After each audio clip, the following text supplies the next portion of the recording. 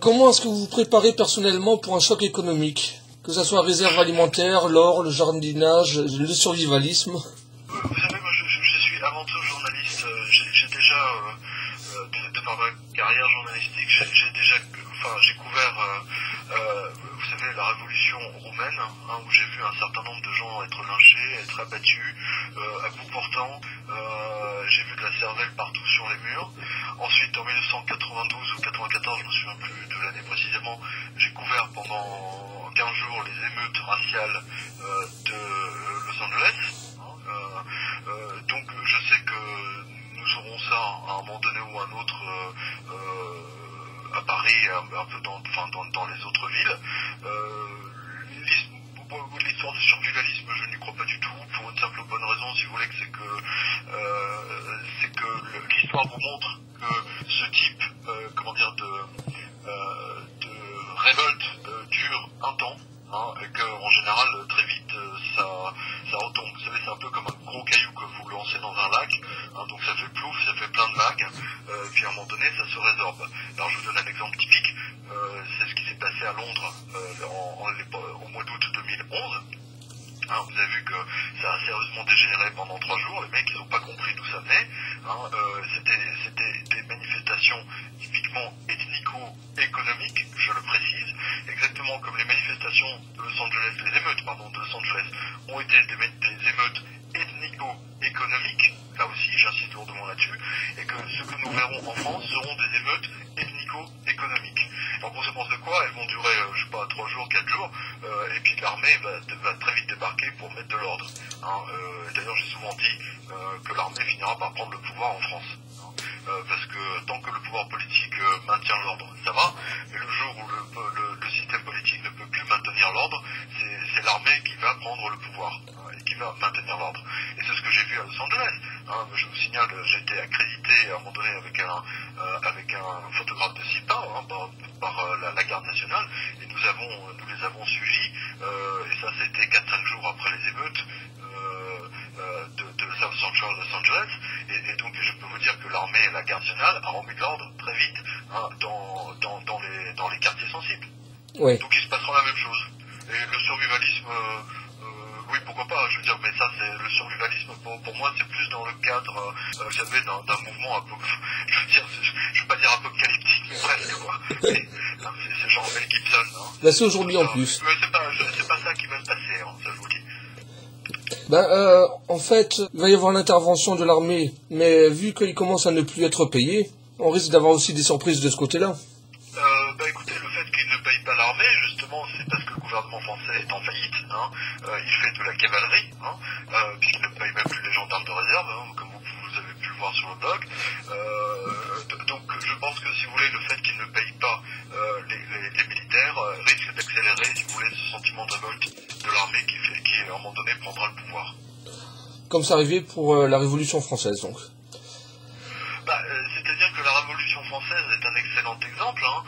La Révolution française, les conséquences de la Révolution française, je vous le signale, au niveau économique ont été absolument désastreuses, que les Parisiens ont continué à crever de faim, y compris après la prise de la Bastille. Ils crevaient déjà la faim avant, ils ont crevé la faim après, et que ce n'est que grâce à l'arrivée de Napoléon qui a pris le pouvoir.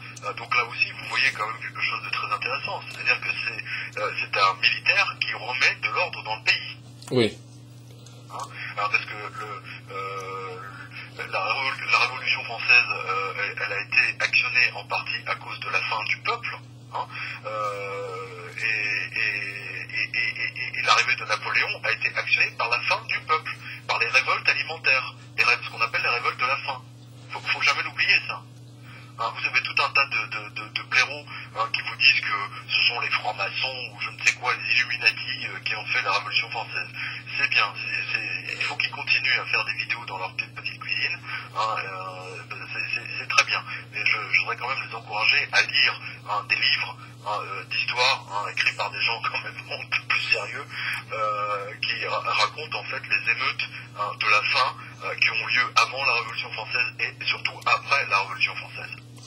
Et ça tombe bien parce que justement j'ai une question très pertinente à ce sujet. Obama et Sarkozy qui en ont parlé dans leur discours, Vous l'avez vous-même évoqué dans une revue de presse. Que pensez-vous du nouvel ordre mondial? Vous savez, j'ai déjà répondu à cette question. Le nouvel ordre mondial, ce n'est pas un nouvel ordre mondial européen, c'est uniquement un ordre mondial du point de vue américain, déjà. Bon, alors une fois que vous avez ça, vous comprenez déjà les choses de manière beaucoup plus claire. Le nouvel ordre mondial américain a changé au fur et à mesure de l'évolution politique de différents pays. Le nouvel ordre mondial des Américains de 1945 n'est pas du tout le même que celui d'aujourd'hui. Et si je pouvais résumer les choses de manière encore plus simple, ce que les Américains appellent le nouvel ordre mondial, c'est tout simplement l'asservissement de l'ensemble des pays de la planète, l'asservissement économique, c'est-à-dire les mettre en esclavage à leur service. Et c'est exactement ce qui est en train de se passer aujourd'hui. Je vous signale par exemple que l'intégration de l'Europe dans les États-Unis va commencer à partir de 2015 et en 2018 vous aurez une nouvelle monnaie qui sera une sorte de euro-dollar commune aux deux pays. Et bien entendu c'est la mise à disposition de l'ensemble des multinationales américaines des 500 millions de consommateurs européens. Et de l'autre côté de l'hémisphère, ils sont en train de faire la même chose, puisque vous avez donc l'Alliance Pacifique, et là c'est exactement la même chose, c'est la mise à disposition des multinationales américaines de tout ce qui se passe de tous les pays du Pacifique économique. C'est une mise à l'esclavage totale des autres pays uniquement au service des Américains. Voilà, tout simplement. Donc, ils s'en cachent même pas. Je veux dire, je l'ai déjà dit souvent, vous avez eu le président du Parlement européen, M. Martin Schulz, qui l'a dit il y a à peu près 15 jours, c'était au moment où j'étais à Athènes, il a dit il faut commencer à intégrer l'Europe dans les États-Unis à partir de 2015. Vous avez le lien sur le blog, allez le voir, vous l'avez. Oui. Donc on est vendus morceau par morceau aux Américains. Et tous les dirigeants sont des traîtres. Mais regardez ce qu'a fait Sarkozy. Sarkozy est un vendu des Américains, aux Américains, puisque c'est lui qui a vendu 600 tonnes de l'or de la France à la demande des Américains. Quand il était ministre du budget, je vous signale que les Américains à l'époque n'ont pas vendu un seul gramme de leur or. Oui, ils ont même essayé de braquer Angela Merkel et l'or de l'Allemagne. Mais bien sûr, Obama et Sarkozy, lors du sommet de Cannes, plus G20 ou G7 ou peu importe, on s'en fout, Nicolas Sarkozy et Obama ont pris tous les deux Angela Merkel en sandwich, c'est le cas de le dire, et tous les deux ils ont essayé de la convaincre, et c'est surtout Obama, ils ont essayé de la convaincre de rendre l'or des Allemands, qui d'ailleurs se trouve être aux États-Unis. Pourquoi Obama demande ça parce que l'or des Allemands, ils l'ont déjà vendu.